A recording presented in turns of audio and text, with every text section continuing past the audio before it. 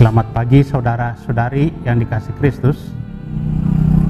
Mari kita mengawali hari baru dengan mendengarkan firman Tuhan yang diambil dari Injil Lukas bab 7 ayat 19 sampai dengan 23. Tuhan bersamamu. Inilah Injil suci menurut Lukas.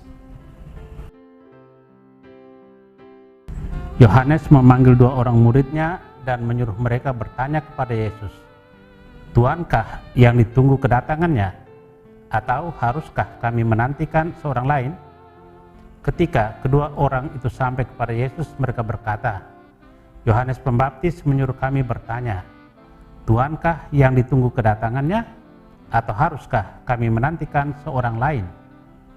Pada saat itu, Yesus sedang menyembuhkan banyak orang dari segala penyakit dan penderitaan dan dari roh-roh jahat, dan ia mengaruniakan penglihatan kepada banyak orang buta. Maka Yesus menjawab, "Pergilah dan katakanlah kepada Yohanes apa yang kalian lihat dan kalian dengar. Orang buta melihat, orang lumpuh berjalan, orang kusta menjadi tahir, orang tuli mendengar, orang mati dibangkitkan, dan kepada orang miskin diberitakan kabar baik. Dan berbahagialah orang yang tidak menjadi kecewa dan menolak aku." Demikianlah sabda Tuhan. Saudara-saudari yang dikasihi Kristus, tema yang akan kita renungkan hari ini, kegelisahan hati. Setiap kita pasti pernah mengalami kegalauan, kegelisahan. Ketika galau, gelisah, hidup terasa tidak tenang. Kegelisahan seringkali muncul disebabkan oleh rasa penasaran karena menunggu sesuatu yang tidak pasti. Hal ini normal, tetapi bila tidak ditangani baik, maka dapat menyebabkan problem baru yang dapat menghancurkan.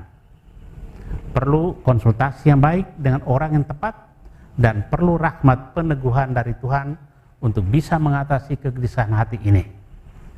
Yohanes Pembaptis adalah pribadi yang cemerlang dalam karyanya.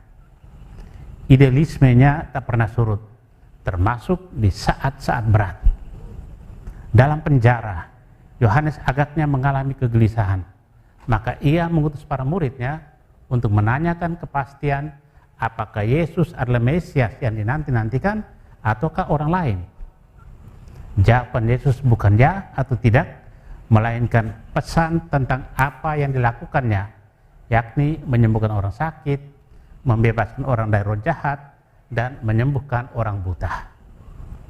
Yohanes mengerti kitab suci, maka ia pasti tahu bahwa sosok Yesus sangatlah sesuai dengan ramalan Nabi Yesaya tentang penyelamat.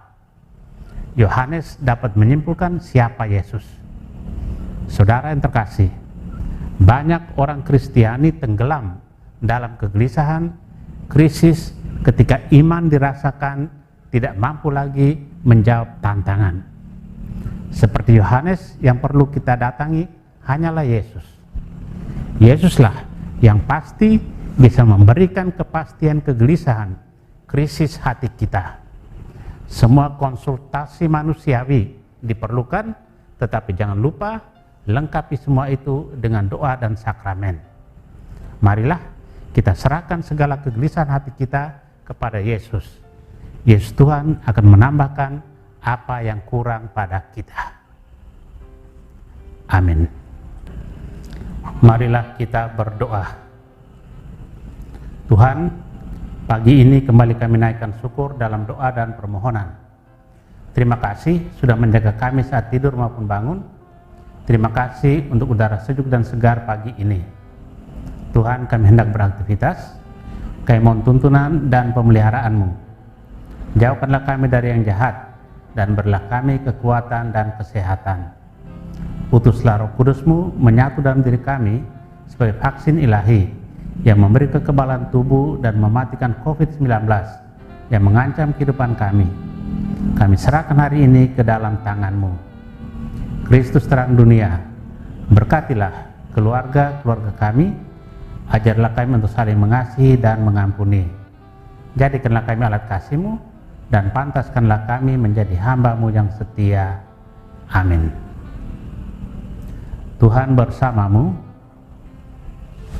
Semoga keluarga kita, orang-orang yang terkasih dan doakan, seluruh aktivitas kita hari ini dilindungi, dibimbing, dan diberkati oleh Allah yang Maha Kuasa, Bapa dan Putra dan Roh Kudus. Amin.